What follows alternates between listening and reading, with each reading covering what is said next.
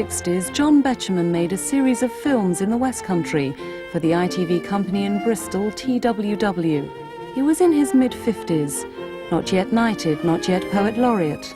In the years that followed, these films disappeared. It was assumed they'd been lost. Then, 30 years after they were made, a number of unidentified film cans were discovered in the vaults of HTV. And, curled up in these rusty cans, a series of 15-minute gems. Almost everything we're going to see in this visit to Malmesbury is what has been here for centuries and will, please God, be here long after we are dead and buried.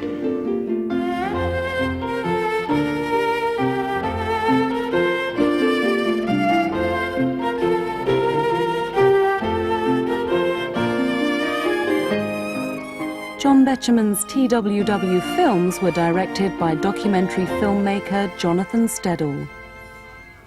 Here, in the sound of grey St. Mary's bell, cakes, kettles, coaches, schoolboys, fare you well.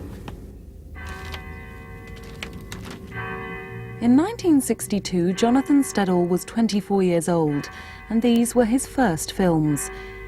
His cameraman on the series was Tony Impey, sound recordist Ian Bruce. 32 years later at HTV, the team are reunited to inspect what remains of their work. 5 of the 10 films intact, uncovered by producer Gerry Dawson. Well, I didn't even know about the films. I was just researching an archive series, and I was going through old film stores everywhere. And I was just doing a simple thing. I was taking film out of the can, like this film, Weston Super-Mere, and I was just looking at it, and if it had a brown stripe on it, it meant it had magnetic sound, so it had the original sound. So about 3 or 4 weeks after I found this can, I looked at it, and I saw Weston Super-Mere General Station. I saw John Betjeman with his straw hat and his plastic mat come out. I turned up the sound, and he said, "Weston Super-Mere, gem of the Somerset Coast." And I thought, this is really something. And I kept on looking, and all the films exist. And the condition of the pictures? The condition's generally not bad. Sometimes it's quite scratched, but again, it's possible to do something about that. So, they come out very well indeed. I think they're pretty good.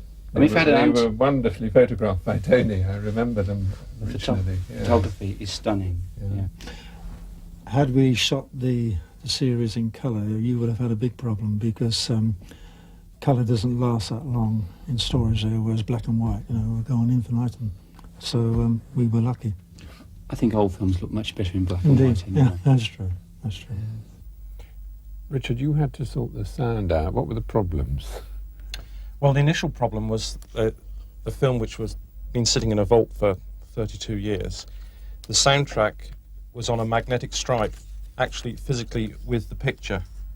And unfortunately, over time, it had come unstuck from one side of the film and got stuck on the back, which meant that there were huge dropouts or bits of sound missing from the original. Yeah. So what did you do? Panic to start with, because we thought we'd never find any of the original In fact, material Richard again. Crosby did miraculously find the original tapes recorded on location all those years ago. Now, nearly as good as new, is Betjeman's film on the theme of tea time in Marlborough, the town that housed his hated public school, Marlborough College. The commentary he wrote in verse.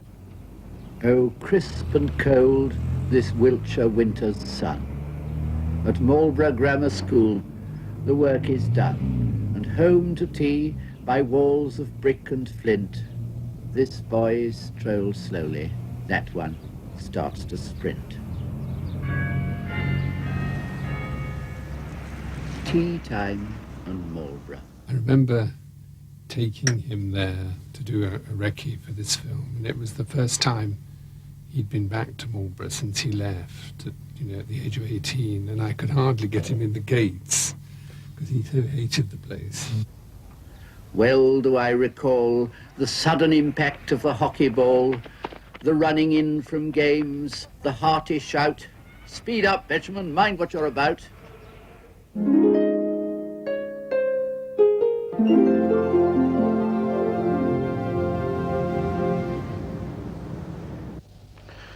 must tell you that whenever I look at an old building in England, and Bath's full of beautiful old buildings, when I see a particularly beautiful one, a sort of evil voice comes into my ear of a developer coming down from London who says, oh, well, Mr. Benjamin, it's all very well for you to speak about old buildings. You don't have to live in them, do you?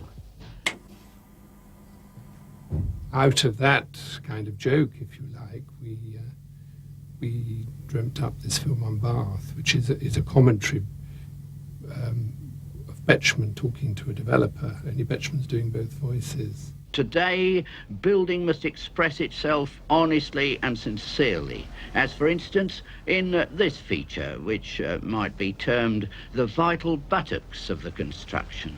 As you can see, it expresses its purpose, whatever that may be, sincerely, and this causes it to blend harmoniously and naturally with the Georgian on the left there. Each age should express itself as it really feels, and you can see how this age feels about Georgian. Well, I suppose you may be right. You must know what you're talking about, as you make such a lot of money as a developer. People think of Betjeman as in connection with architecture, for example, but when you were with him, I mean, he was, of course, interested in buildings, but he was also interested in who built the building, who lived in it, who was living in it now, what their names were, what they were going to have for breakfast, all that he would fantasize about, and we tried to bring that out in these films. The film we did in Clevedon, which is about a hotel in winter where old people live. And it's just a day in their life, and it's a very long day. And he does a commentary that is imagining their thoughts, what they're feeling, which is the kind of thing he would do anyway. Yes, he was endlessly intrigued about everyday things, too. Yes. I mean, absolutely. Never bored. You could never imagine Betjeman being bored. Everything interested him, particularly people.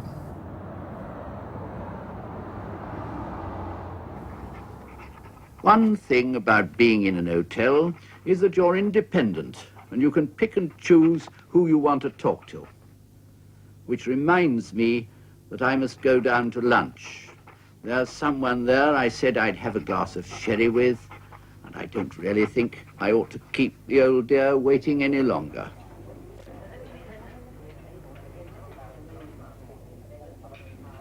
He fell to the floor with a thud, and his brains were scattered all over the carpet.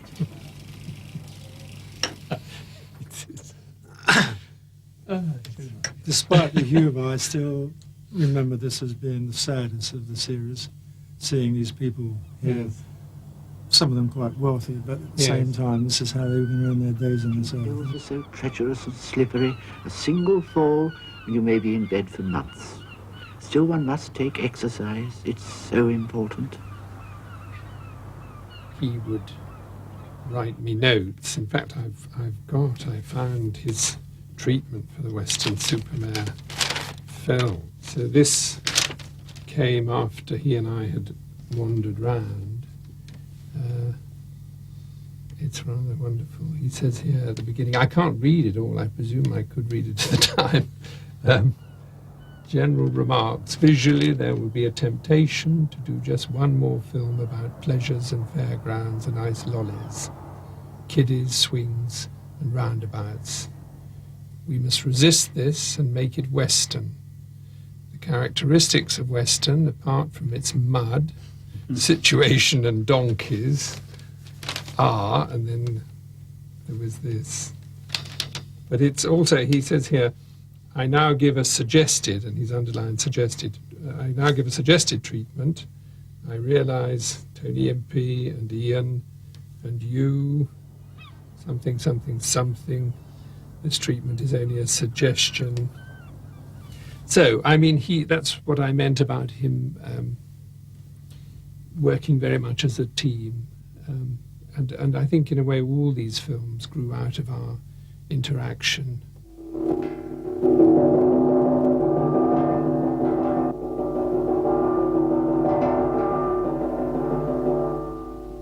It's nice to sit down to something you haven't cooked yourself. Give it your Uncle Frank. Makes a bit of a change from home cooking, too. I wonder if I ought to have put on a coat. He seems to have done. Well, we don't have to wash up afterwards anyhow, and that's a blessing. We never, as far as I can remember, got letters from people complaining about really what is a kind of very personal commentary at times, imagining, you know, what people are doing, who they're writing to, what their names are. Because, you know, I think he was essentially kind. He wasn't a cruel man. He was a very perceptive man. He understood, for example, the importance of letting images speak and not just flooding them with words. I mean, he sometimes used that as an excuse to be a bit lazy and said, oh, well, that sequence doesn't need any commentary, and that was probably because he wasn't feeling like writing any commentary. Keep getting one, but I can't get another one this time. Money on Hong Kong, nothing to do with that. Well, you've got to find dinner somewhere, haven't you? I mean, they don't allow you back to the hotel till 5 o'clock, and you've got to eat. It's a long time between breakfast and tea. There's a nice phrase here. I don't know when I've enjoyed anything more than our tours of the West Country. A laugh round every corner.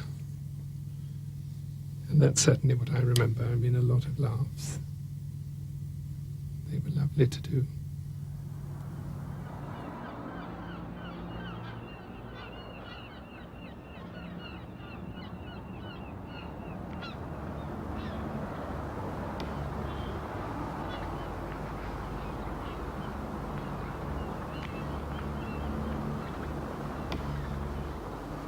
Quite a good model, isn't it? One of the sights of Weston Super-Mere. Ah, well, it's a curious thing that most of what we like to look at nowadays has to be make-believe. In part 2, John Betjeman's film of Marlborough.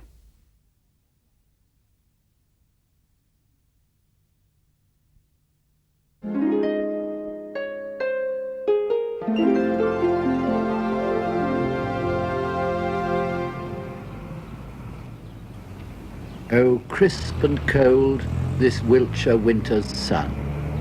At Marlborough Grammar School, the work is done, and home to tea by walls of brick and flint. This boy strolls slowly, that one starts to sprint.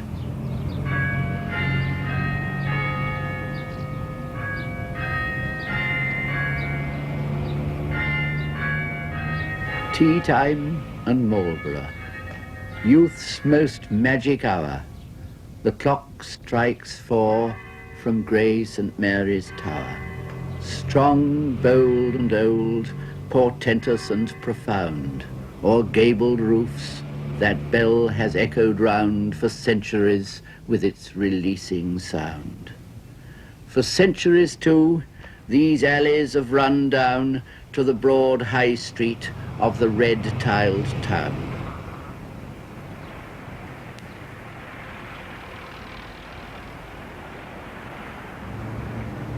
There in the traffic roar, the schoolboy stops, safe in the calm of colonnaded shops.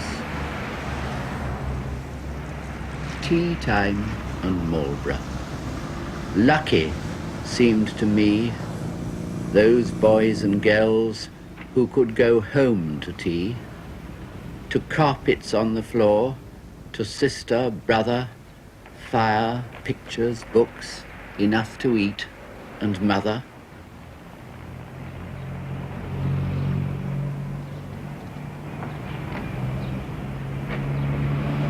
But what of us, the boys of Marlborough College? 5 years we boarded here, imbibing knowledge. 5 years we shivered in exiguous shorts. 5 years we ran to changing rooms from sports.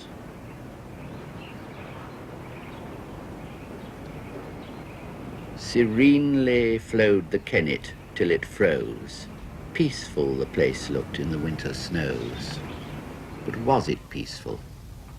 Well do I recall the sudden impact of the hockey ball, the running in from games, the hearty shout, "Speed up, Betjeman, mind what you're about." And then the dread, when to my house I got, whether the shower water would still be hot. Oh, blessed heat, reviving frozen limbs, where in the steam we chanted songs and hymns. Shades of my prison house. They come to view just as they were in 1922. The stone-flagged passages, the iron bars, the dressing gowns, the faggings, hacks and scars. As they come back, the memory comes to me of my enormous appetite for tea. A meal I now decidedly detest, but which in those days always seems the best. Of course, the college teas were just a joke. You only ate them when quite stony broke. The boys who had to queue for tea in hall had spent their pocket money, that was all. The dining hall we're looking at is new. I wonder if it smells of Irish stew in the same way the old one used to do. I wonder if they call the butter Marge. I wonder if they grumble and enlarge on how the tea is made from stewed up socks and how the cakes are harder than the rocks. I wonder if they talk of art and song. Hurry up, Huggins, pass the Marge along. Or hotly argue, blame or praise or grouse about some match and who will be cock house. Dear boys, I leave you to your luscious fare, tea time and Marlborough. Let us look elsewhere while you are eating merrily in there. Cross from the dining hall and see those still with pocket money having tea in a strange quarter known as Upper School, run, it is said, by democratic rule. Ah, how a schoolboy, when the kettle sings, lives in a world as rich as is a king's. How sweet our tastes to him, how deep his dreams, how hopeful, and how possible his schemes. Though he can mix what turns old stomachs sick and bite through slices thicker than a brick, and live surrounded by such smells and sights as would give older people sleepless nights. Though he seems reckless, worldly, dashing, free, still he is not what he pretends to be. Let's join some seniors in a study tea. Brewing, we called it. Though it's like a slum, it's round the gas we hear the gossip hum. It's round the gas, and with the jam and toast, we hear the rumours that delight us most. You don't say, "Oh, good heavens, he'll be sacked." They say the doctor caught him in the act, forging his health certificate. Absurd, he couldn't have. It's just the doctor's word against his own. Well, if you think so, good. This is all right. Better than college food.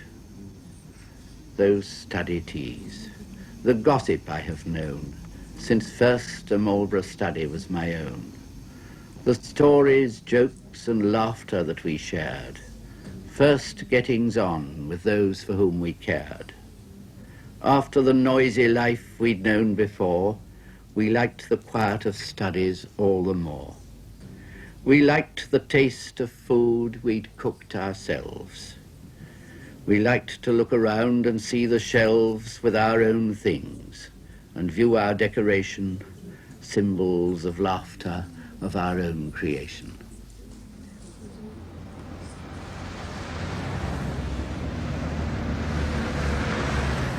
Parents with boys at boarding school, remember that dreadful void from autumn till December. A 10-bob note, even a postal order for something less, restores the stomach's order. You need not eat the things they choose to eat. You merely need to make them feel replete. You need to recollect the ravenous craving for most peculiar dishes.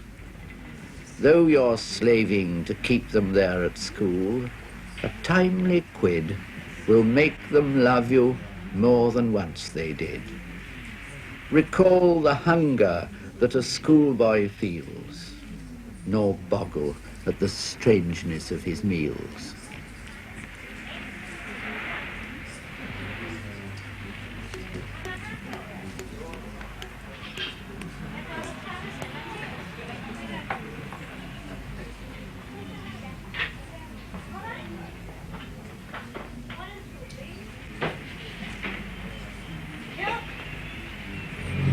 Whose is the Bentley in the High Street there? Perhaps a richish parent, don't let's stare. But in the lounge room of the Castle and Ball, my own embarrassments I well recall. My terror, lest my family said some word that others listening might think absurd. I talked in quiet tones. We tried to be nonchalant, silent, very ordinary. Football, the test match, anything would do that others round us wouldn't listen to. Terrified lest an enemy murmured, "That's his sister over there, the one with plaits." And in the Polly tea rooms, Marlborough boys and Marlborough parents make a gentle noise, consuming cakes and eatables by dozens, with brothers, sisters, uncles, aunts and cousins.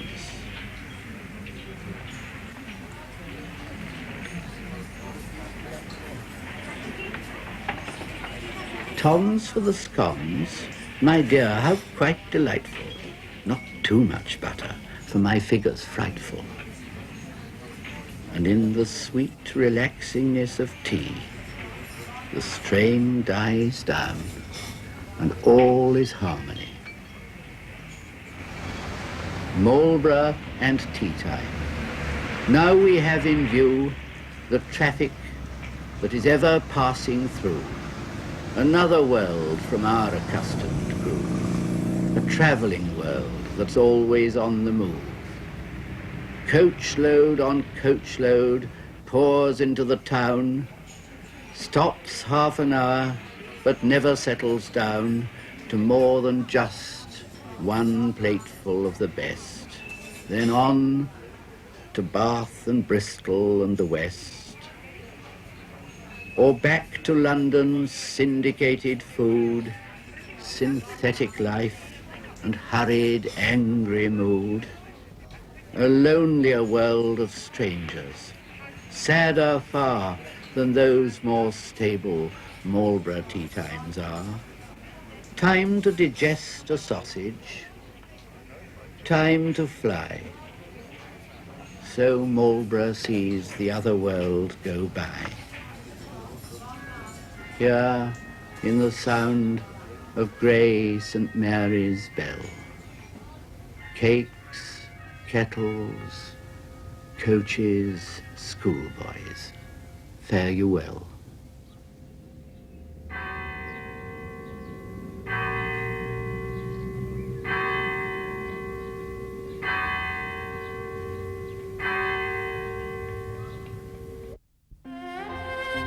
In the early 60s, John Betjeman made a series of films about the West Country. In the years that followed, it was thought they'd been lost. His film of a county town, Malmesbury, and his affectionate portrait of retirement by the sea, Clevedon.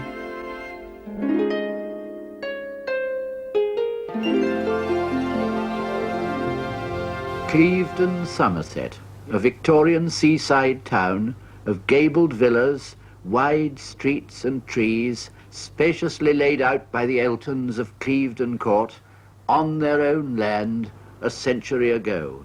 The Eltons, patrons of art and letters, whose forebears are buried in the parish church here, as is Arthur Hallam, Tennyson's friend, of In Memoriam. Clevedon. There, twice a day, the Severn fills, the salt sea water passes by, and hushes half the babbling Wye, and makes a silence in the hills. Well, it has been a cold February, hasn't it? The holiday makers left months ago. The younger folk have all gone to Bristol to business, and at this time of the morning, it's only us old people who are left behind in the hotel. Ah, it's nice to know I haven't got to get up in a hurry anymore to see to someone's breakfast or to catch a train. Nice in a way. It's nice to have my own breakfast brought to me in bed. They're very kind to us here. Of course, there are quite a lot of us, all sorts, so that we can keep each other company.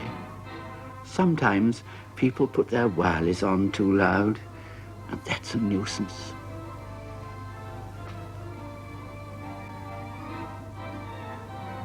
I'm in number 11.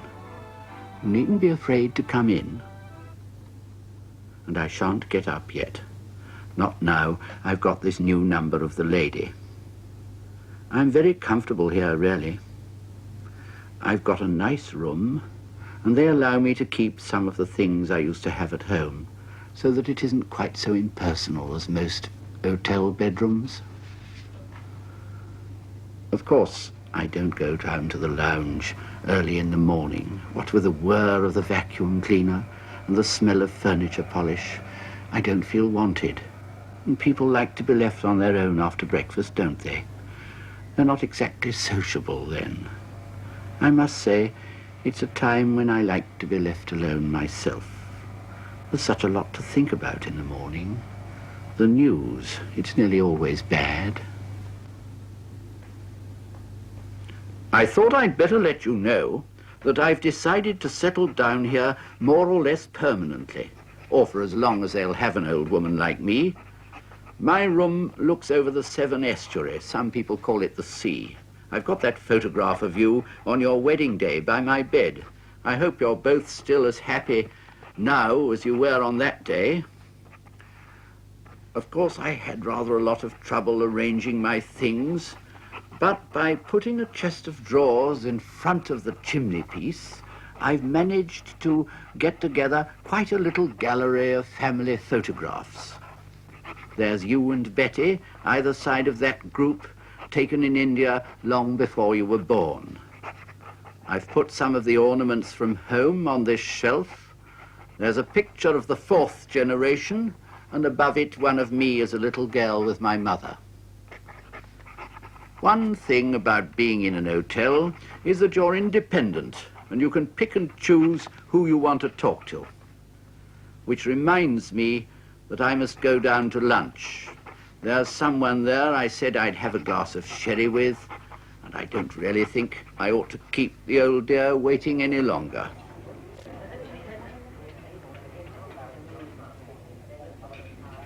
He fell to the floor with a thud, and his brains were scattered all over the carpet.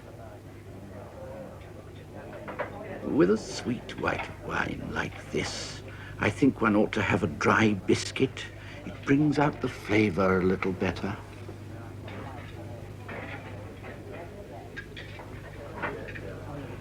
We could put them into a jumble sale, couldn't we? Oh, don't you think they're rather too good for a jumble sale? Well, we could sell them privately then. I hardly like to do that.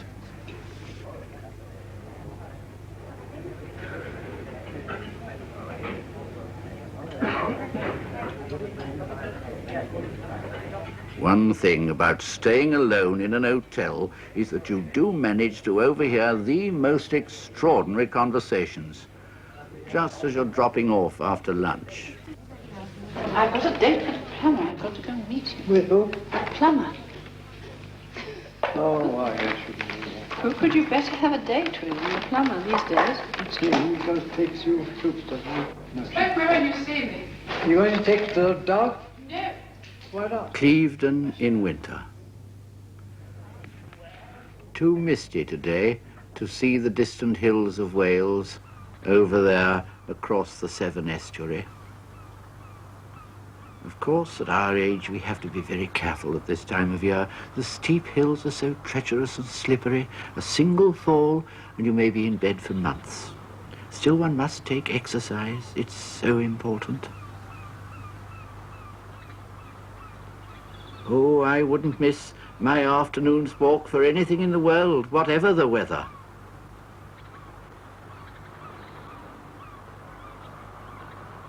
Clevedon in winter, beloved by T.E. Brown. There is no colour but one ashen light on shore and hill and tree. The little church below the grassy height is grey as sky or sea, and far below you hear the channels sweep and all his waves complain, as Hallam's dirge through all the years must keep its monotone of pain. Ah, well, back to the hotel and tea and chatter.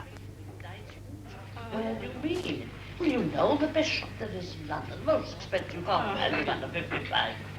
I said, do you mean Bradley's? Yes, that's it, Bradley's. She didn't even know that. Because she never struck me as being able to afford all these things. No, I think she must have come in with money. Just like something out of one of the old cars.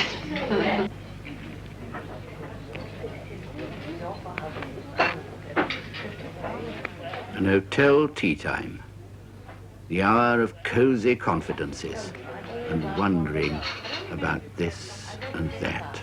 Beverly said from the very beginning, the man for that job in the bank. I think he was a traitor to us in the Suez. You're a bit too old, I think. I was that, I think. I can't express an opinion. Beverly always said, well, Butler's a chap to do it. Yes, I can't express an I opinion. think Anthony Eden, he played him false. I'm sure he did. Poor Anthony.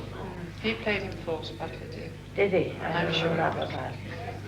And I don't like him, and I don't like the way he's never got any sympathy for the victim. As in all the prisoners, we wouldn't hurt a hair of that. 5 o'clock. It's hardly worth getting the evening paper, is it? There'll be the news at 6. Ah, now, shall I dress for dinner? It'll be something to do, and I can have a bath, and then down to the bar. I always look forward to this moment of the evening. It takes me back, you know.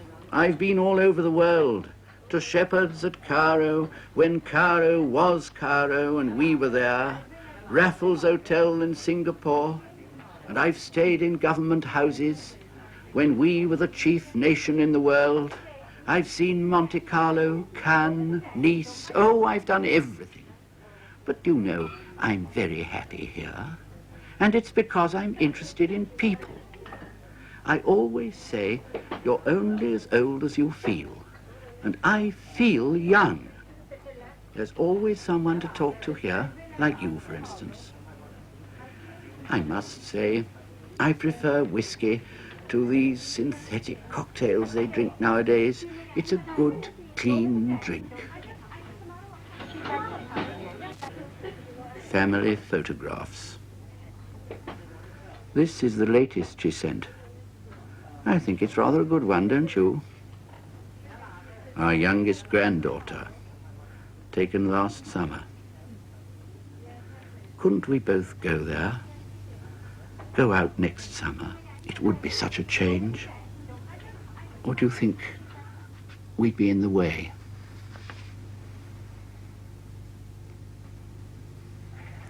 Dinner will be served in the dining room from 7 o'clock onwards. No, I don't think I want any savoury tonight, thank you. and falling hard for someone who shoots a line. So if you want me to fall for you, Jack... Well, I suppose he's good in his way. But I must say I preferred Jack Buchanan. He was so much more gentlemanly. How tiresome it is there isn't someone here who knows which knob to turn to stop all those lines going across the screen. Personally, I'd rather they switched it on to something else. I wonder if it's the BBC. You can never tell these days. I get tired of watching all this teenage stuff. There's no need to watch the television. With a little self-discipline, you could read a good book.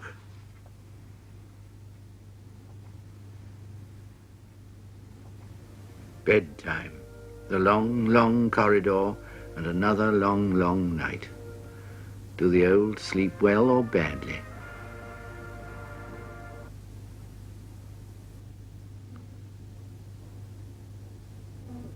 From their hotel bedrooms, perched high above the Severn Sea, are they lulled to sleep by tide filling the gap between Somerset and Wales?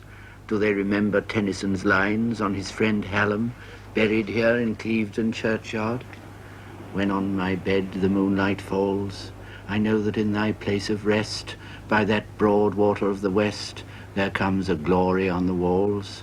Thy marble bright in dark appears, as slowly steals a silver flame along the letters of thy name and o'er the number of thy years.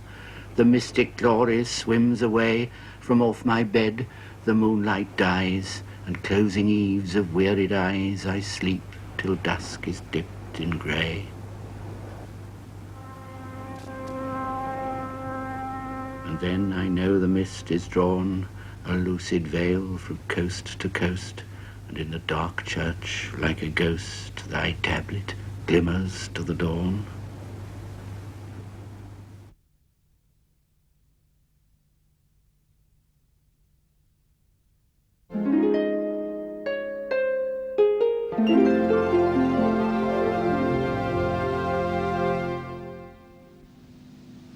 Here in the upper room, in the porch of Malmesbury Abbey, far away in the north of Wiltshire, are some illuminated manuscripts, drawn by monks in the 15th century. Flowers and leaves and fruit. I dare say they couldn't draw very accurately, but they liked the small flowers, the unregarded weeds we throw out of the garden. They liked them for their shape and colour. And almost everything we are going to see in this visit to Malmesbury is what has been here for centuries and will, please God, be here long after we are dead and buried. Ordinary things. Flowers and trees and streams, here in the Wiltshire meadows, among small elmy hills in what's considered good hunting country. First, just soak in the atmosphere of the place. William Morris, the Victorian poet, craftsman and socialist, dreamed of just such a setting as Malmesbury has when he described medieval London in the opening lines of his poem The Earthly Paradise. Forget 6 counties overhung with smoke, forget the snorting steam and piston stroke, forget the spreading of the hideous town, think rather of the pack horse on the down, and dream of London, small and white and clean, the clear Thames bordered by its gardens green.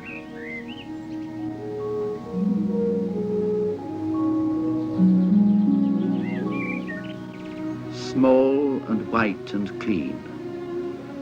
That's what Malmesbury still is. You could throw a stone from the town down into the country where we're standing here. I don't think words are needed in a place like this. The birds are enough.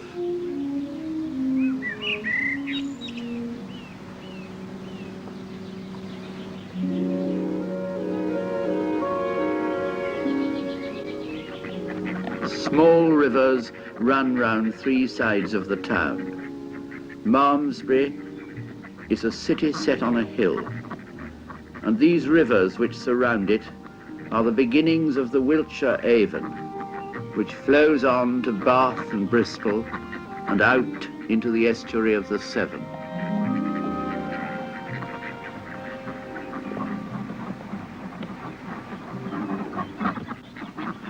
No concrete paddling ponds for the kiddies, no litter baskets, no neat municipal flower beds, real country.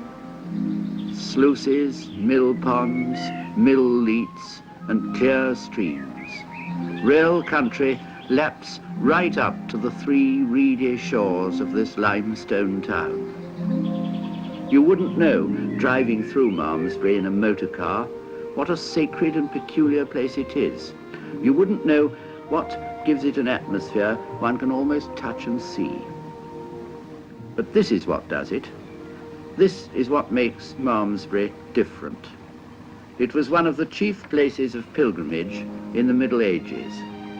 Its huge Benedictine abbey was a centre of learning of European fame. And I know you haven't seen the abbey yet, but you will. There's a sense of expectancy here, so near as though we ourselves were pilgrims from the past. The abbey was the shrine of Aldhelm, the Saxon saint, and later Bishop of Sherborne. And in Malmesbury lived King Athelstan, Alfred's grandson, the first king of all England. He had a palace here 1,000 years ago and was buried in the abbey. William of Malmesbury, the most famous medieval historian, was a monk here, and in the abbey there were relics of the true cross and a fragment of the crown of thorns. The abbey had 16 chapels, a west tower and a central spire higher than that of Salisbury Cathedral. What made people go on pilgrimages in the Middle Ages? By boat up the river, on foot along causeways, and on pack horses through miry lanes. Partly it was their form of holiday, like our expeditions to the Costa Brava. Partly it was to find God. They thought of Christ very much as God made man who had walked on earth.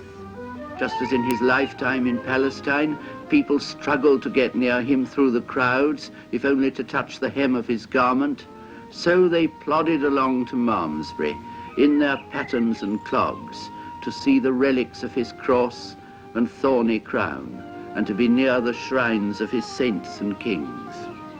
Possibly they came along this very path by Daniel's Well, on their way to the city set on a hill. And as they crossed the last river and reached the outskirts, they looked up and saw the end of their journey. There it is, on its hill. Even today, it's very much as it was then. For Malmesbury has stayed the same size, growing neither much bigger nor smaller. The arched gateways by which you used to enter it by road have disappeared, but it's still surrounded by a skirt of old cottages whose gardens go down to the river.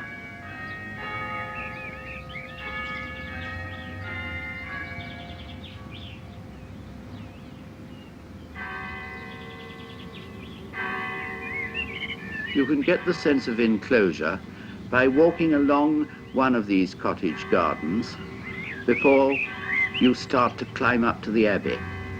It's much best done on foot like this. Treat this cottage, for instance, as though it were the city wall, and let's go through it. You can think yourselves back into the past.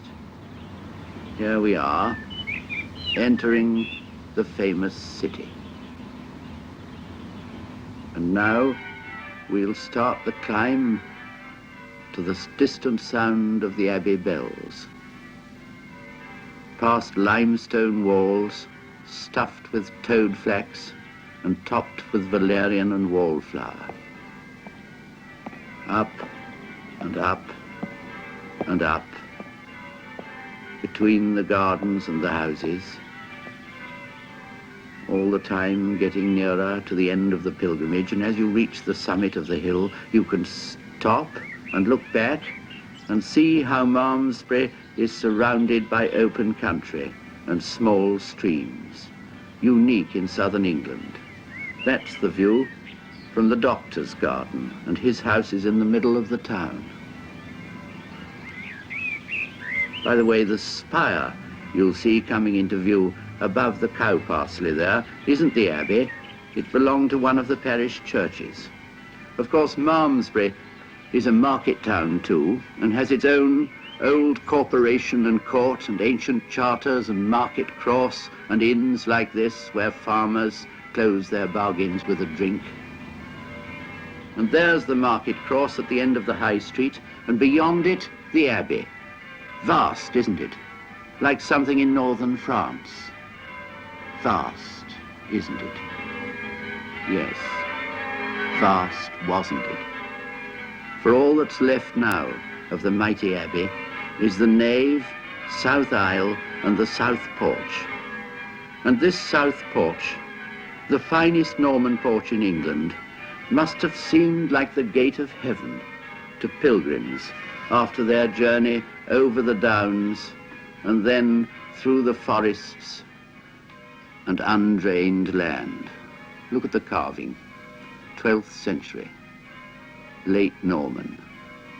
Done when England was an island belonging to the Dukes of Normandy and Europe was known as Christendom. And over the inner door, there's a carving of Christ in glory. And there's the nave of the abbey as you first see it. That's Brother Elmer, a Malmesbury monk who tried to fly 900 years ago. He fixed wings to his hands and feet, jumped off a high tower, flew for a furlong, and then fell to the ground, breaking both his legs. William of Malmesbury tells the story. And it was William who must have seen those hounds and owls carved on the arches of the nave. And really, if you don't look east inside the abbey, where it's all shorn off, but look upwards instead, and then turn west, you can get an idea of the former grandeur. Look at the slender tracery of that great west window. But here at the east end, ruins. Here's where the great central tower was, standing on those arches and supporting a spire higher than that of Salisbury Cathedral, and beyond the crossing, the choir and chapels. This was the mighty beacon to pilgrims and students from all England and Europe. What faith was theirs who built such an abbey?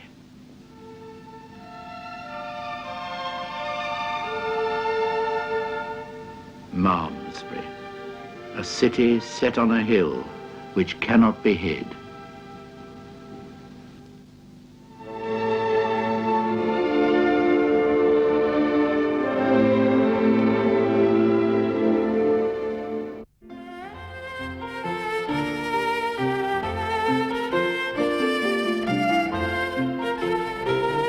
In the early 60s, John Betjeman made a series of films about the West Country. 30 years later, these films were discovered curled up in rusty film cans, including his passionate plea to save Bath from the developers, and this affectionate postcard from the British seaside, Weston Super-Mere.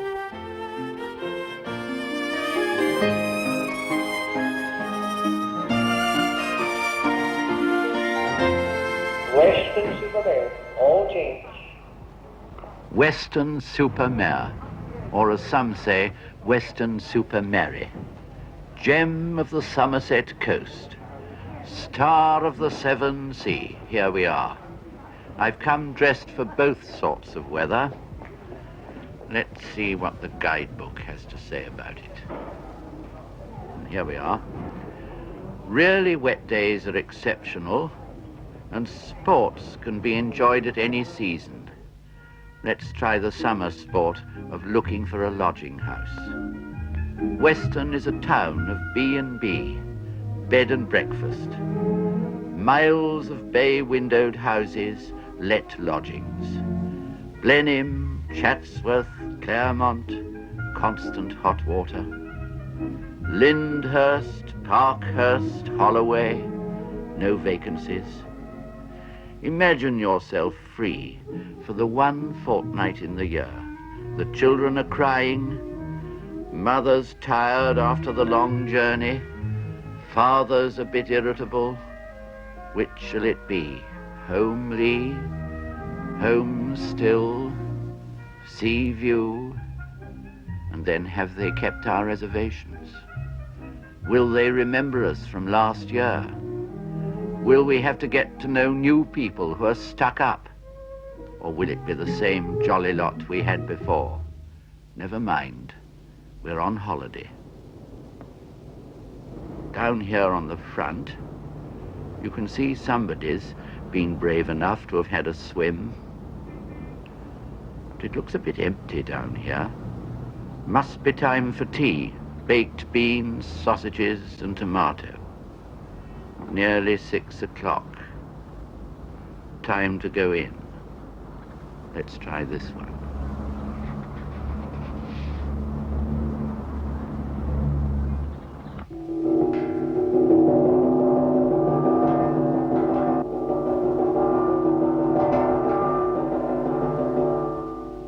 It's nice to sit down to something you haven't cooked yourself.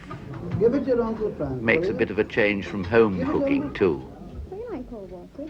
No. Come on, then eat your dinner. I'll put you eat it. Give it to Budgie. Give it to Budgie? No, we must give it to you. You won't grow a big girl if Budgie eats your dinner. I wonder if I ought to have put on a coat. He seems to have done. Well, we don't have to wash up afterwards anyhow, and that's a blessing. Time you kiddies went to bed. Get to sleep quickly now. Your dad and I want to go and look at the lights. Oh yes, come along and see them. They're quite a feature.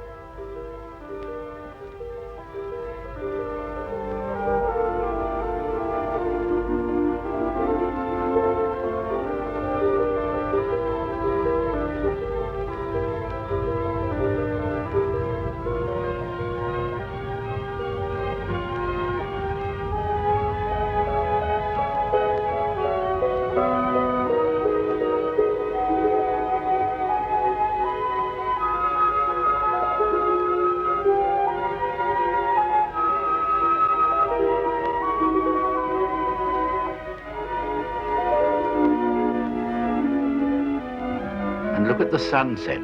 That's the Isle of Steepholm over there. And that's Anchor Head.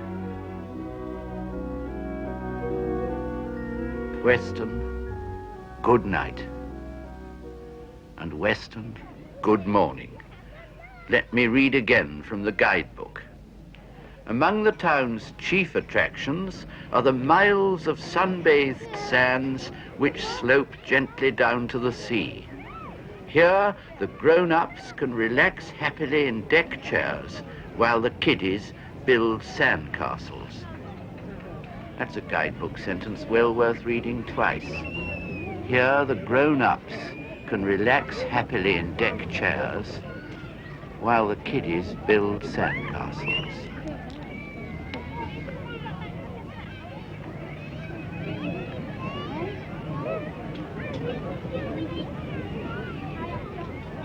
Among other juvenile joys are Weston's famous donkeys and pony carriages. Yes, it's the first time he's ever been on a horse. Well, they aren't horses actually, are they? They're donkeys. I like to see the kiddies enjoying themselves. I think the donkeys enjoy themselves just as much, don't you?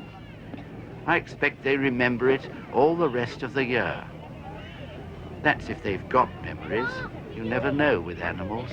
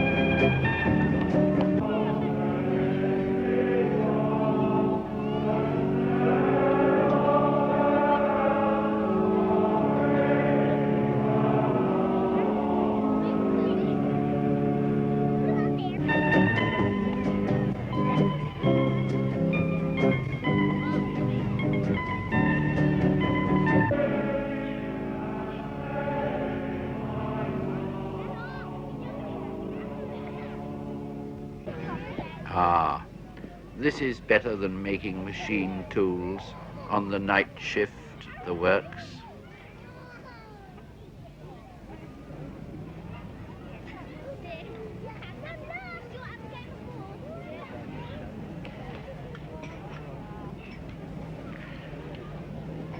Makes you feel young again, doesn't it? Hurry up, it's nearly dinner time. We must be off and watch the floral clock. 50,000 plants, they say, all different colours. And then, if you wait, Mr. Cuckoo will come out of his chalet at 12:30. Now, Brenda, Mum will look at her watch and you tell me when he comes out. There. Now let's go and find Dad and get some dinner.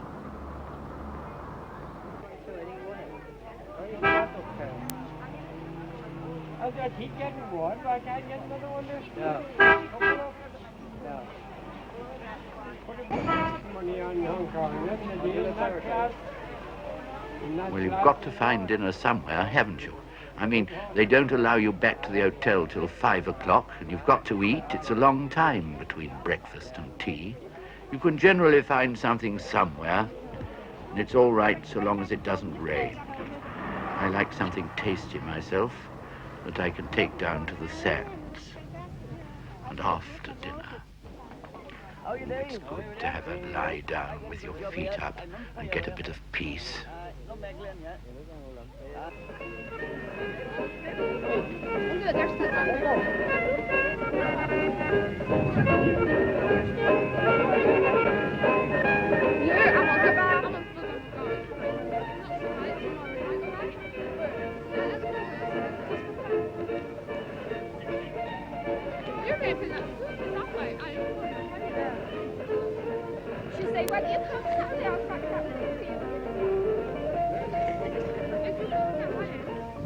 Dear Doreen, we are having quite a nice time here. There's quite a nice beach. I'm learning to swim at last in the swimming pool here, which is quite nice. It holds 1,500 people at once. Marilyn's still afraid of the water. And Carol sits and shivers. Dad spends all day on the putting course. And Mum sends her love, love glad. Well, just look beyond those dads on the putting course and come and see a bit of old Weston. I mean, look at those Regency houses there on the right and the Georgian terrace right at the back. Can you see it? I want to show you some bits of old Weston that are here when all the holiday people have gone home. For instance, inland, there's the home farm, 17th century on the right, earlier on the left. St. Crispin's College, mostly Victorian, 1487 foundation, and the centre of the old town has got a quality of East Anglia with the brick and the half timber. And I'm sorry to see that at those old houses there's the fatal notice board which says there's going to be a supermarket and they'll be pulled down. But you can get the real spirit of the place down by the river, where there's the half-timber house blending in so very well with that manor house of local stone, which I should think from that oriel window must be about 15th century.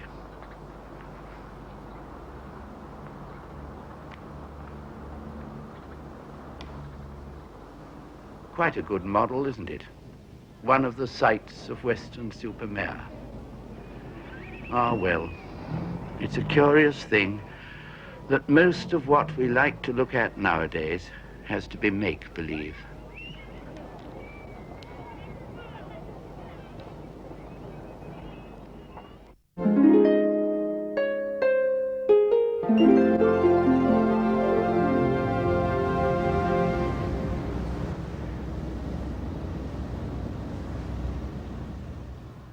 Bath is, I suppose, the only town in Britain whose fame, prosperity, and beauty depend entirely, or almost entirely, on Georgian architecture.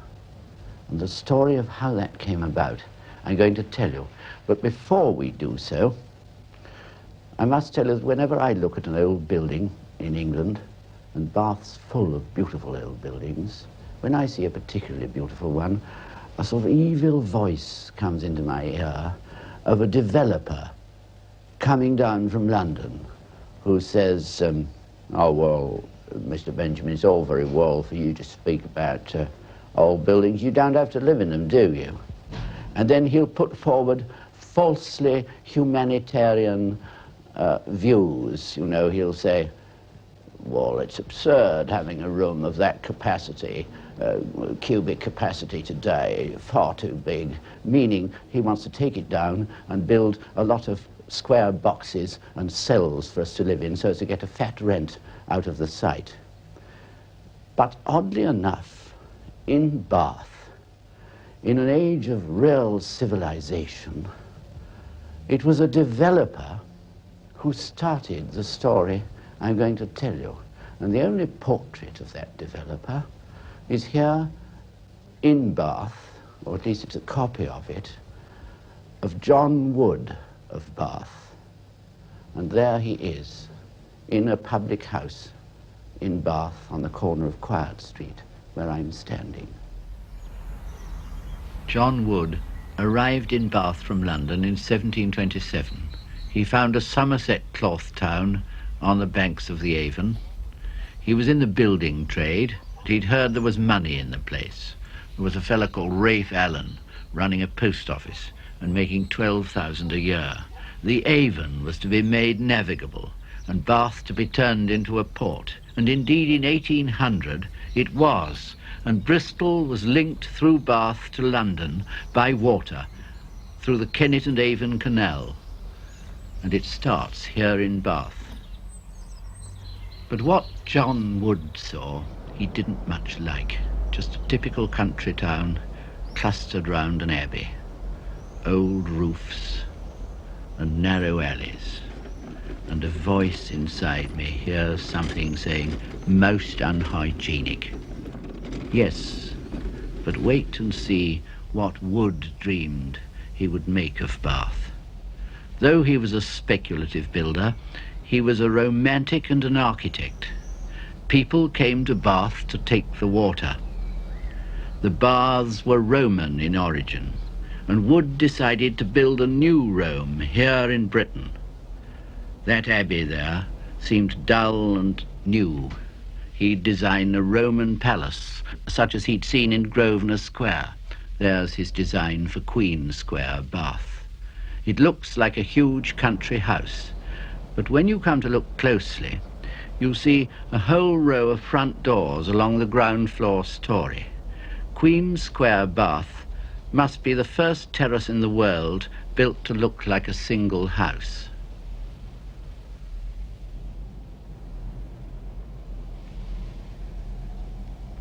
And this is Wood's South Parade, Bath. It was meant to look on a Roman forum.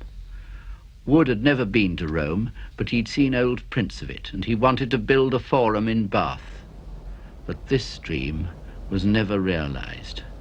The houses he designed look instead onto a car park and empty space.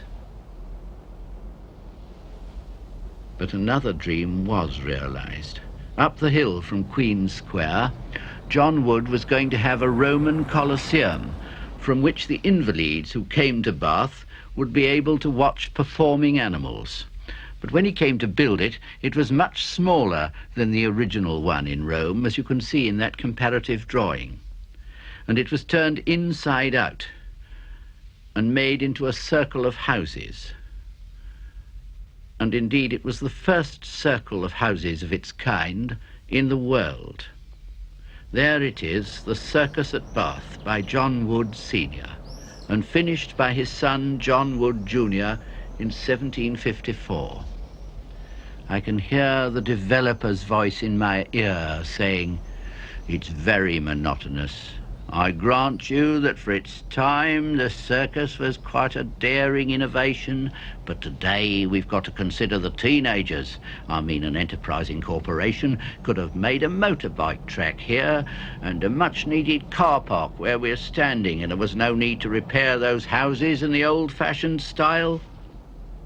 So you think. But Bath was copied. The circus at Bath was copied in London and all over the world.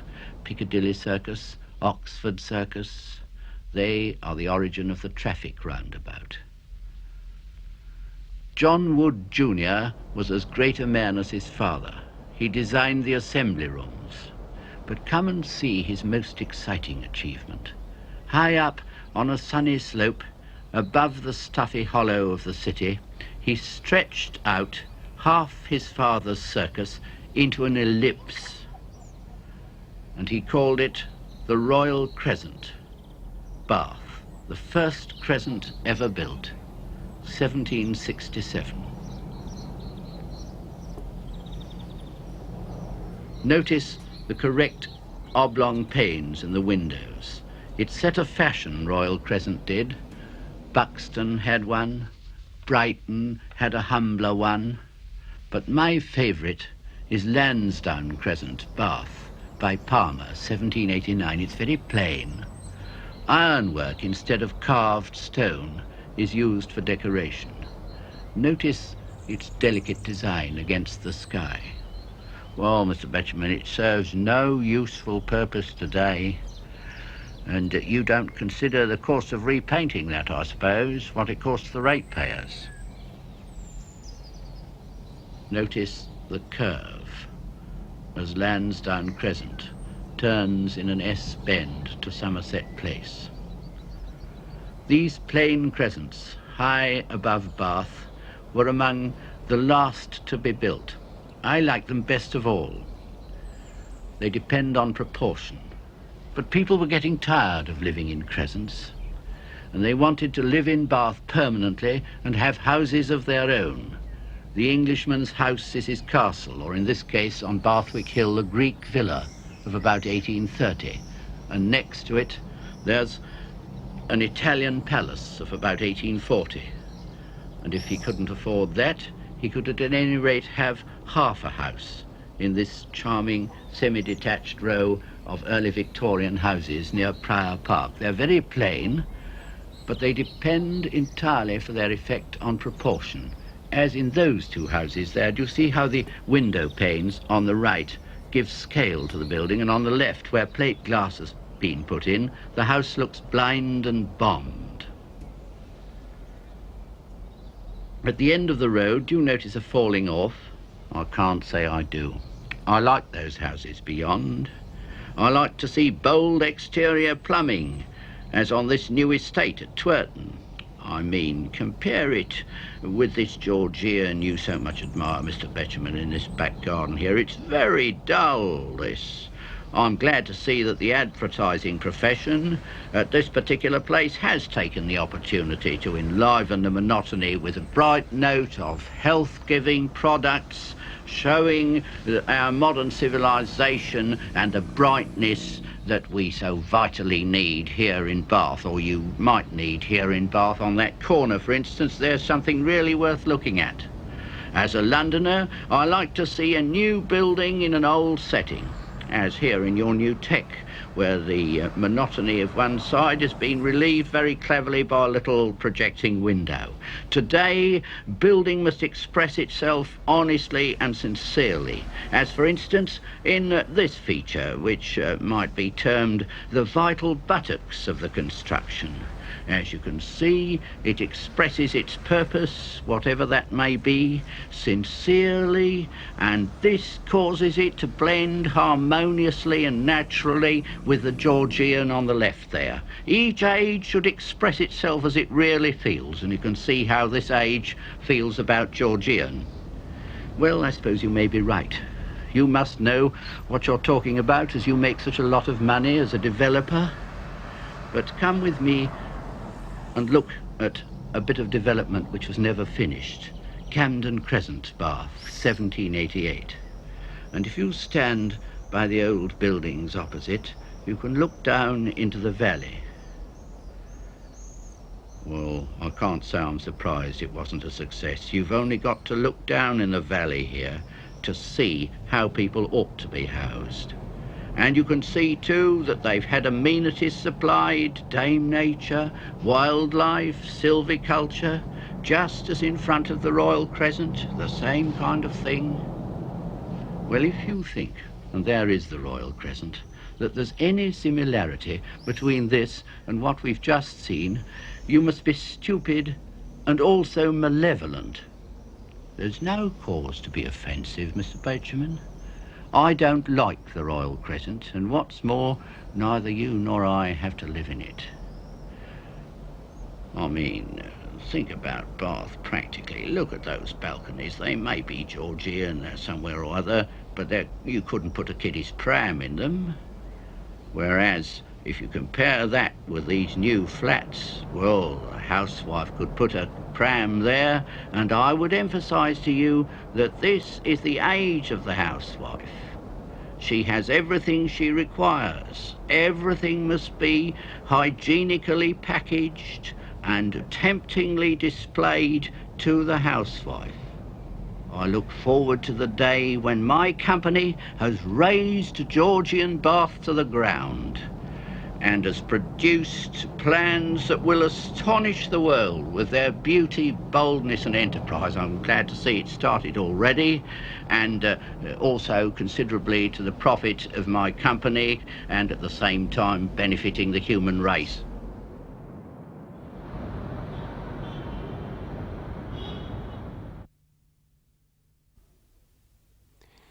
John Betjeman talks to his friend Oliver Messel, the man who helped restore Bath's assembly rooms. I was all the way through Bath. I know, you still say the most lovely bits of it. And what I like very much is the way you come out of a dim alley like that, and then suddenly there's this huge assembly rooms in front of you, the unexpected, one of the great secrets of a successfully planned English town. Oliver, there's one question I want to ask you. Your family, for years, has been associated with Bath, and you have. Well, the first time I came to Bath, I kind of fell in love with the place because I found it was so wonderful to find there were so many, every corner seemed to be still there, all these marvellous buildings that hadn't been pulled down. And the way that the whole city was planned with one thought, and so that all these the terraces and it had a kind of unity to it. I've got some wonderful early guidebooks, some of the earliest guidebooks, which had illustrations of the assembly rooms, and there were all the full descriptions of the assembly rooms, all the, particularly of the ballroom, and they've still got in the library a small sample of the duck's egg blue that was the colour of the walls, and then it describes how the ceiling was interspersed with Naples yellow, and how the ceiling of the octagon was very much the same as the ceiling of the ballroom. But after the work was destroyed, after the building was destroyed... Ah, you can remember it being destroyed. Do you remember did you see well, it? I was stationed near here in the army, and so I came to see it, what was left of it, and it was a very bad state. It's amazing, really, that they managed to reconstruct it so well and so convincingly. Who was the architect for the reconstruction? Wasn't it Professor Richardson, my old friend? Yes, indeed it was. And then you did the decorative work and the plaster. Yes, I did. You know, one of the most difficult things was the ceiling in the ballroom. There were records of the other ceilings, and they found fragments, you know, they were all in existence of the tea room, but there was nothing left of the ballroom. What did you have to go on? Unfortunately, I had one of the only photographs that showed a little bit of fairly clearly of the ceiling, and then having known it before, I was able to redraw it all up. And you'll be glad to hear that in the film, when we take people into the assembly rooms, you'll be able to see that ceiling. You've done superbly well. It's a great triumph. And indeed, all of your work, of the plaster work and of the professor's reconstruction we're showing, but there's one or two rather regrettable things which I know you've had nothing to do with. I'm sure you haven't, because there's been controversy in the paper about it. Those naffy tables and chairs, how did they come to be there? I don't know, but they must only be temporary. I suppose they hadn't got enough cash for everything. And the bar, did you do a design for a bar? Because the corporation asked me to do a design of a bar, which I don't myself really feel that the Octagon there should be a bar at all, a permanent bar. But at their request, I did design a bar which was accepted by the corporation and by the National Trust, which is more like a piece of 18th century furniture, like a piece of Hepplewhite furniture. But somehow at the last moment, after I'd left, gone away this autumn, they decided they wanted to have something else, something larger. It has rather a British Railways look, but I'm sure it's only temporary. I'm sure it is. Temporary. Well, now has come the moment, and it's a very exciting one, for going in to the assembly rooms as they've been restored by Mr. Oliver Messel, whom I've been talking to, with the plaster work, doing the plaster work and the colours, and Professor Richardson, the constructional part, and I expect between them you'll be thrilled by what you see they've done. Imagine yourself then in a sedan chair, arriving at the assembly rooms, and to the music of Mozart, without any words, we'll make a progress through those assembly rooms, avoiding looking at the modern fittings, looking at the plaster and that kind of thing, through the card room to the tea room, ending on the ballroom, and after that there's a further surprise, which you must wait and see. Now, ready?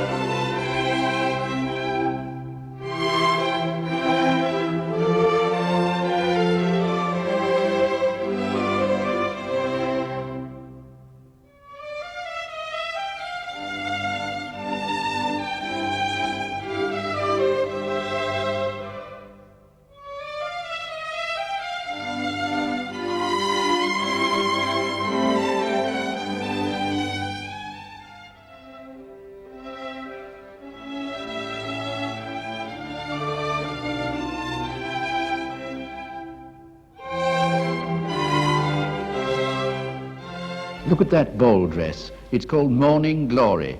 It was made in 1899 by Worth for the American heiress Lady Curzon. Her husband was Viceroy of India at the time, and it's in the Museum of Costume, here in the assembly rooms. The museum was got together by Doris Langley Moore, and what's very nice about it is it's not too museumy. There are different rooms showing the different periods, and you can see things going on in them. I mean, come and look at this one.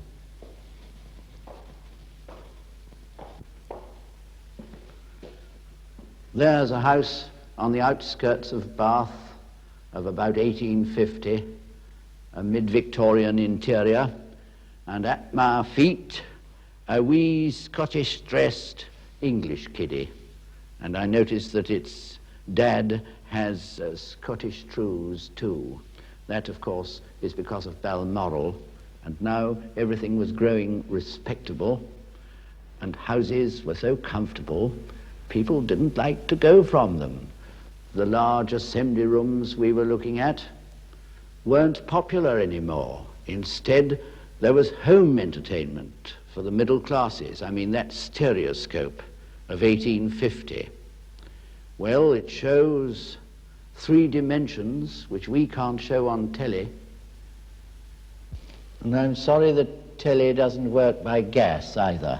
That gas light, which in 1875 shone down on the dressing table there, of this young girl putting the final touches to herself before she went to a dance from some high-up bedroom in a Bath Crescent.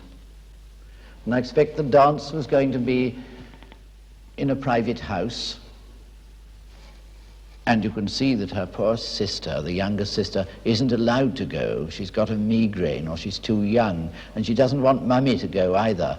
But Mummy's all right. There's a nice hot water bottle there for the sister, and Mummy's going to the dance and feels all right because, do you see, coming up the stairs at the back there is Martha, paid £5 a week, and probably comes up 50 stone stairs carrying the hot water, and she'll look after the house while the rest are at the dance, and will see to the little sister. Victorian Bath, Georgian Bath. I think really it's the 18th century Georgian Bath that sticks most in your mind after you've seen Rome revived in Somerset. Take one last look, as though you were going in a carriage 100 years ago down the long perspective of Pulteney Street. 18th century. Today, of course, it's littered with motor cars instead of elegant carriages, but still you'll have to admit that Bath, with its mellow stone and elegant perspectives, is the most beautiful Georgian city in England.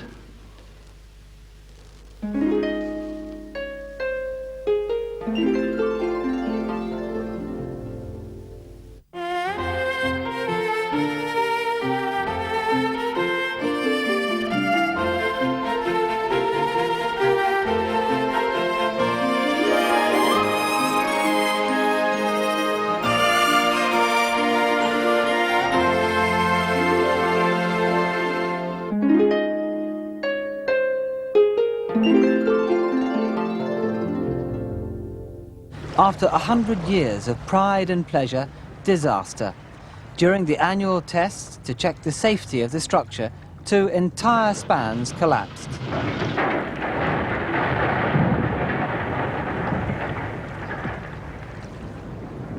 I heard this terrible noise. It was a rumbling noise, and I thought it was probably a ship had hit the pier end, you know. And I happened to be just looking at the pier all the time.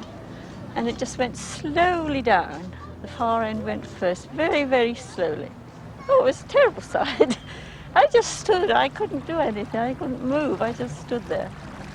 And then it just all went down in and it all drifted away down the channel. And I think that was the worst part, seeing it all drift away. Then began the long fight to save the pier. Engineers came and went.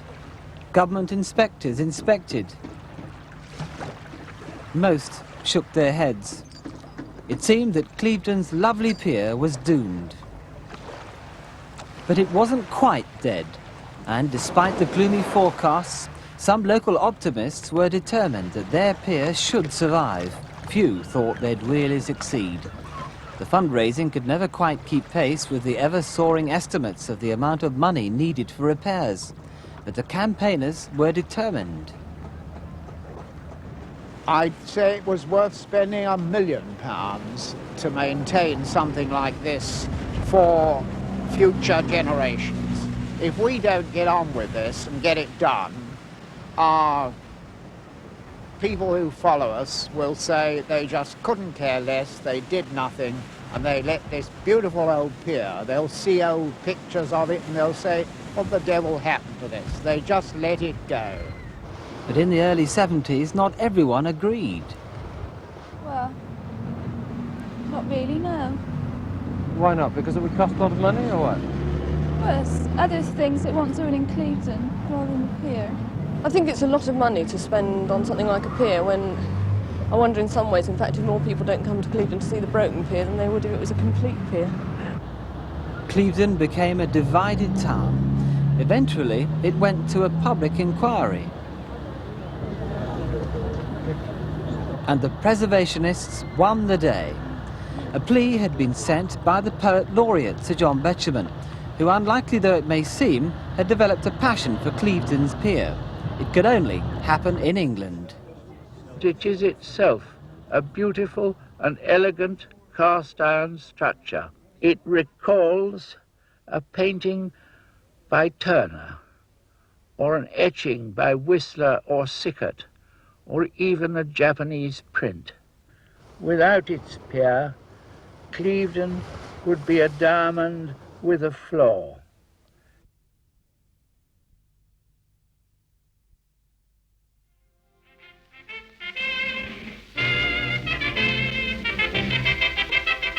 Round the Marble Arch, round the Marble Arch, what a glorious sight to see, all the bigger the infantry around the Marble Arch. Round and round they march, they know how to get round the girls around the Marble Arch.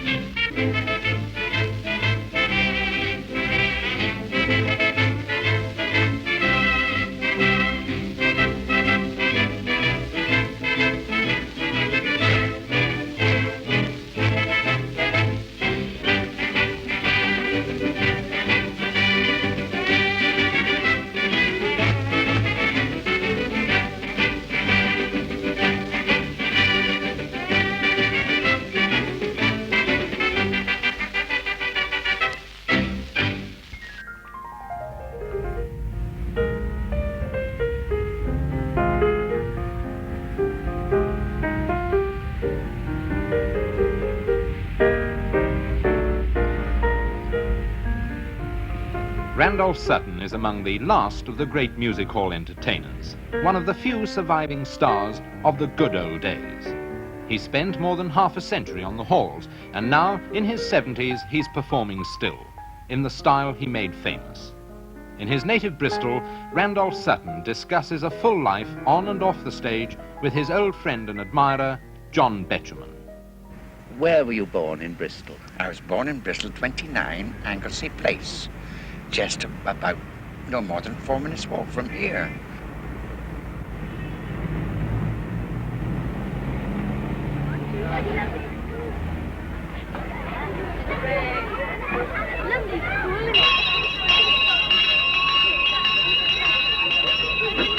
And did you go to school there? I went to school right opposite the house in Anglesey Place. And the Downs were quite near? The Downs were very, very near. I spent half of my childhood days in the Downs, you know.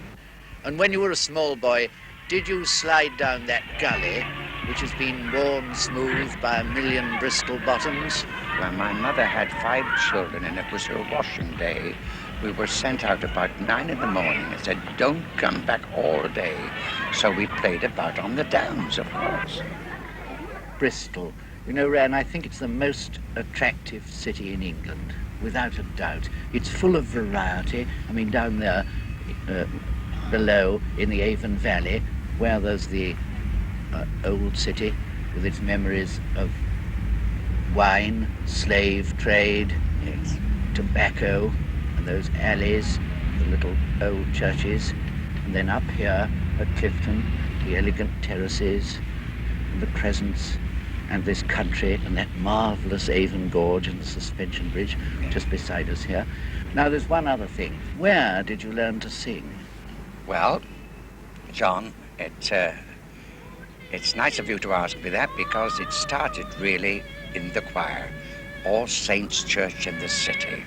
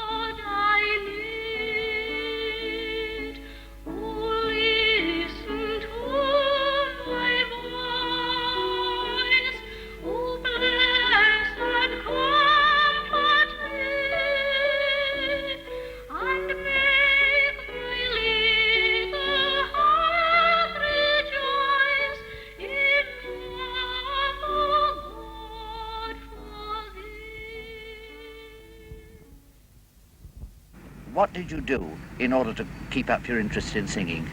Well, then, you see, I used to go around to these, what we used to call the local concerts, you see. Yes. At the little halls, you know, church halls, you know. Yes. Mothers' meetings, and I used to sing to them, you see. Yes. And I get 1 6 or 2 shillings, half a crown a night. It was according to the hall. And sometimes I was lucky to get 2 halls in a night, you know. And one very amusing incident happened. I was working 2 halls one night, and the second hall was in Broadmead. Yes. I went down there and started singing my song, and somebody politely came and pulled me off and gave me my half a crown and told me to get out of the building. Well, of course, I was dreadfully upset. Dreadfully upset. I said, what have I done? They said, don't you realize that this is a Band of Hope meeting and you've just sung a song? Come and have a drink with me down at the old Bull and Bush. So that's the first time I've ever been paid off. How did you get on, though? You were singing at the Band of Hope and that kind of thing. How did you first get an engagement of any sort? Well, then you see, every year, I had a holiday from Robinson's on the house. We had 2 weeks holiday, and I went to Burnham-on-Sea for my 2 weeks holiday. The first week I was there was a little Pierrot troupe on the sand singing, and I got to know them. And the comedian was having a benefit. What's a benefit? Is when in those days when you were paid very badly, but the boss of the show would give you 1 night's takings, and he called that your benefit. You see? Oh, I see. And this night it was the comedian's benefit. And I said, would you like me to sing a song for you as an extra turn? Yes. Well, of course, they laughed and thought this is going to be a bit of a joke. Yes, do sing, you see. So I went on and sang. We can love and build and coo in a wigwam built of shamrock green. We'll make those. They were such a wonderful audience to me that they wouldn't listen to the comedian after that at all, you see.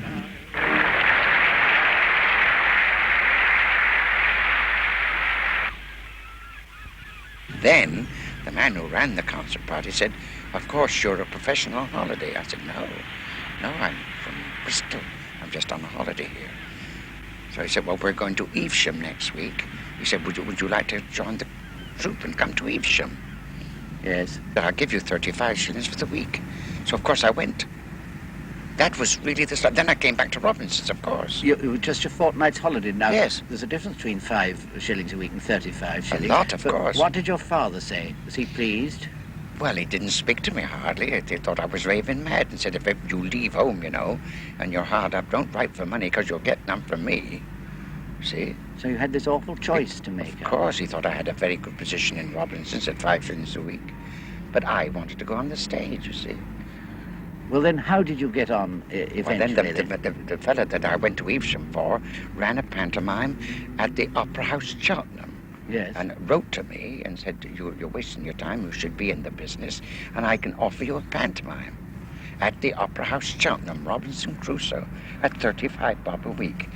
And I took the plunge and told Robinson's that before this, Robinson said, you either come and give your mind in the cashier's office and not concerts, otherwise you'll have to go.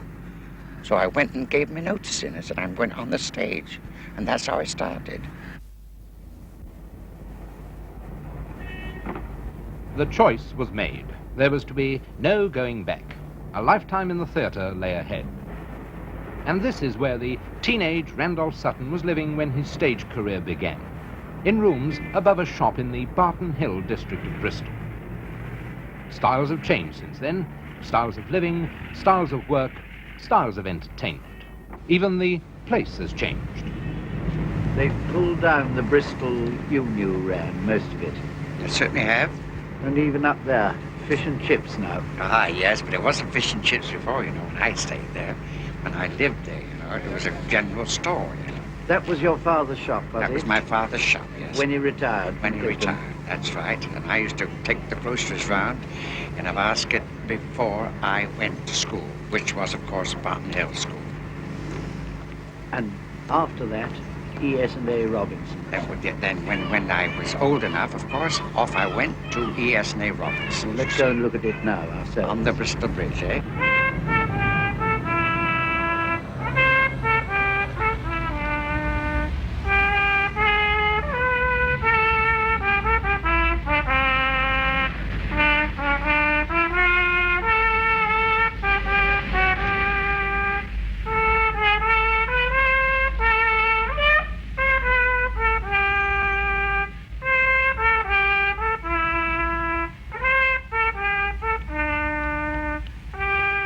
Here we are at Robinson's building, with all Bristol round us. Now, you told me on the way here, Ran, that in Barton Hill you used to perform in that public house opposite the shop. Is that right? Yeah, the Russell Arms, Morton Street.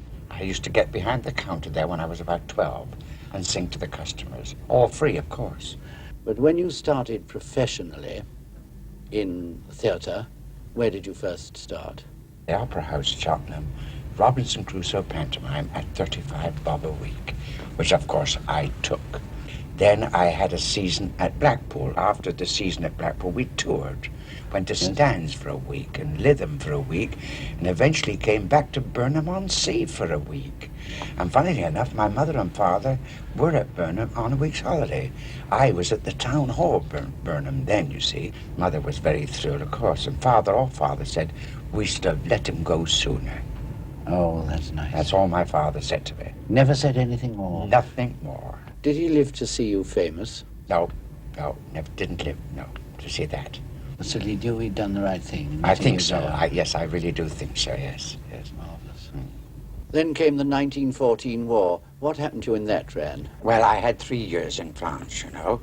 What regiment? The Welsh regiment, 13th Welsh. Yes. And naturally I travelled piano parts in my haversack all over France because I used to sing to the boys in YMCA, cowsheds, out in the open fields, anything I used to sing to keep the boys entertained. What was the song you remember best of those times? The best song that the boys knew was Goodbye. Though it's hard to come, I know I'll be tickled to death to go. Don't cry, don't sigh. There's a silver lining in the sky. Bonsoir, old thing, cheerio, chin chin, naboo, toodaloo, good. You must have been one of the first people to sing I that. was. Don't cry. And then goodbye to the war. That's right. And you started off in... Then I came back and went into a show called All Aboard at the Theatre Royal Worcester. Oh, I'm sorry to tell you, that beautiful theatre was pulled down deliberately only just lately. It was disgraceful, isn't it? What a shame. And then, after you'd finished with All Aboard... Well, I didn't really finish with All Aboard. During the tour of All Aboard, the Daily Mail was saying that there were no artists in the West of England fit for the West of England audience. And the Daily Mail took it up. No new funny men are found for London because managers do not go into the provinces to look for them. Funny man found, playing principal boy in pantomime. Mr. Randolph Sutton was discovered where so many funny men graduated, in the Broadhead circuit. The war had taken them all, you see, so they started to find them, you see, and they came up as far as Birmingham, ran into Leslie Henson. Yes? And Leslie Henson said, "Don't waste your time. Try and find a fella called Sutton. I came across him in France. He's one of those rare people who can make a bad song good." Mr. Sutton has had offers of engagements in London from Sir Oswald Stowell and Mr. C.B. Cockram. Mr. Randolph Sutton is at the Elephant and Castle Theatre in the revue Dream Girl. His salary next year will equal that of a cabinet minister. And I was getting £50 a week. I had any amount of West End offers, and the highest they offered me was £50, and I just wouldn't go. I didn't think I was right for the West End. I was singing to the factory girls and all these, and the girls were screaming and yelling me choruses out, but I didn't think I was West End. In fact, you were sort of Beatle of your day. I should think so, yes. Just one. Just one Beatle, not four, one. I remember the first time I saw you was at the Bedford Camden Town. Then after that, the review wasn't doing very, very well, and they found they couldn't pay me the £50 a week. Yes. So rather than take a cut, I thought to myself, right, I'll put my own review on, which I did, called Spare Parts. Yes. Eventually, we had a week at the Bedford Camden Town.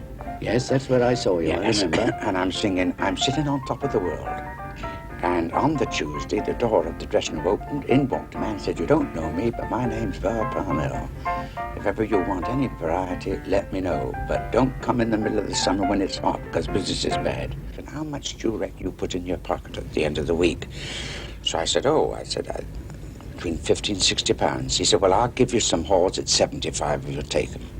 Which, of course, I did, you see. So the review came off the road and I went into Variety. And funnily enough, the first Variety date I played was the Hippodrome Bristol. See, and the Bristolians knew me, and of course I did enormously. And since then, I didn't ever go back to review, but I stuck to music hall.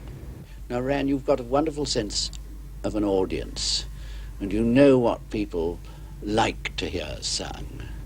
And I've heard you sing to all sorts of people all over the place, choosing the songs that suits them. What was the first song that you sung that you knew everybody liked? The first chorus song that I sang was a well-known song, now naturally very, very well-known. Let's all go down the Strand. And have a banana. Then there was a song when I went to sort of toured the Tats, as we call it, the very tatty little places. Yes. Come round and hear the gramophone. Come round and hear its lovely tone. So on, you see. I'm not going to sing the chorus. I don't get paid for that, you see. Then the other thing, those two were I suppose those two were earliest ones. What would you say now was your most famous song? Well, now, you know My as old well as I favourite. do. Now, you Exactly. know your old favourite. I've always got to sing when I come out and have dinner with you. Is Mother Kelly's Doorstep, you see. Yes. And who wrote Mother Kelly's Well, Doorstep? that was a wonderful, wonderful man, a wonderful man. Of course, he's passed away, but he wrote a lot of my songs.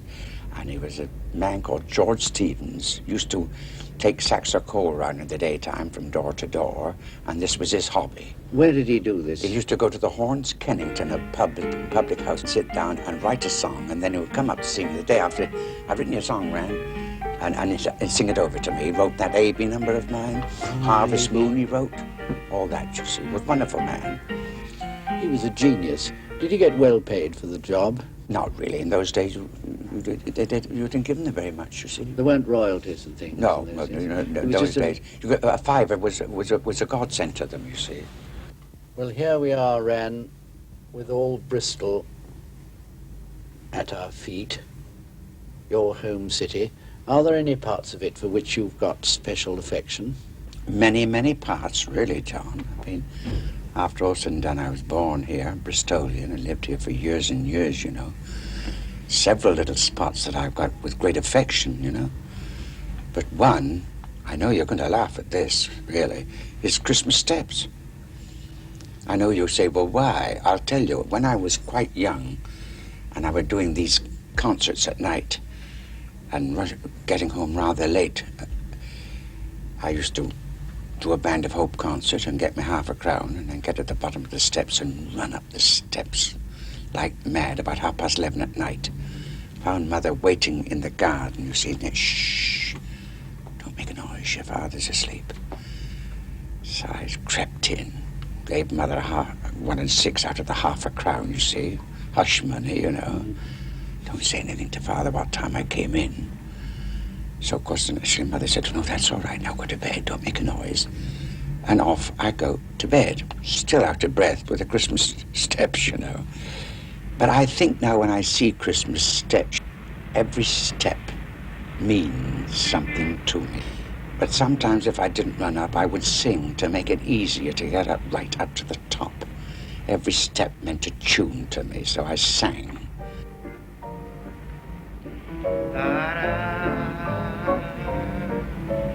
Pack up all my cares and woe, here I go, singing low.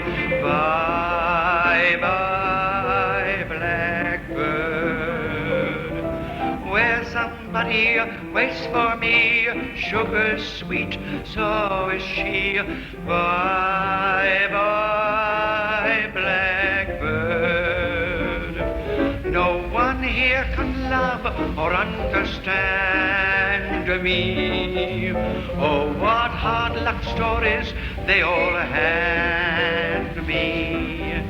Make my bed and light the light, I'll arrive late tonight. Blackbird, bye-bye.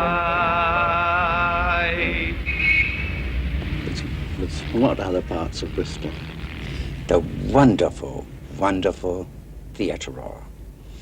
I never been happier than when I take my pantomimes there, and all the wonderful girls from Marden, Son and Halls, and Fry's factories, all used to come and queue up for the early doors of the pit, start to scream, laugh, and bring their sandwiches and a thermos of tea, and stay there for 16 solid weeks to capacity. And of course now, Ren, you're getting more offers of work than you can cope with.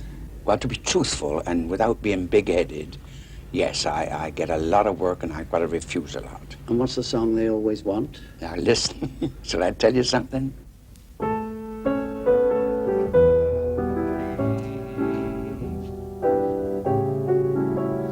On Mother Kelly's doorstep, down Paradise Row, I sit along a Nellie, she'd sit along a Joe. She'd got a little hole in her frock, hole in her shoe, hole in her sock where her toe peeped through. But Nellie was the smartest down our alley.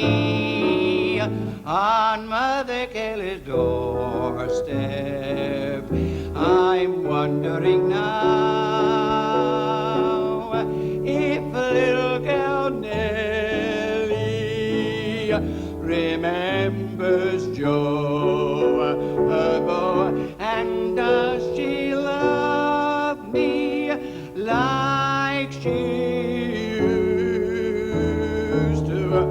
On Mother Kelly's doorstep, down Paradise Row. I've just been wandering all alone down Paradise Row. When I was a giddy eyed a sweetheart, and down there we would go. I'd call her Nellie and she'd call me Joe, and we would romp there hand in hand. Then we both sit down on a doorstep there, and we'd picture the future grand. On Mother Kelly's doorstep, I'm wondering now if little girl Nellie remembers Joe, her boy, and does she love me like she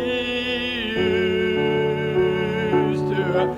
On Mother Kelly's doorstep, down Paradise Row.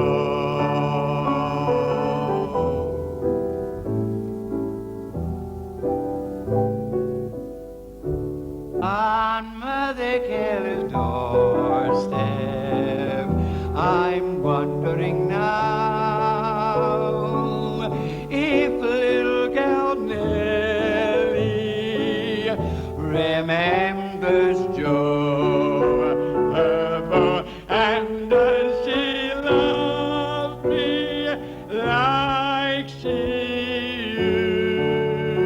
used to? On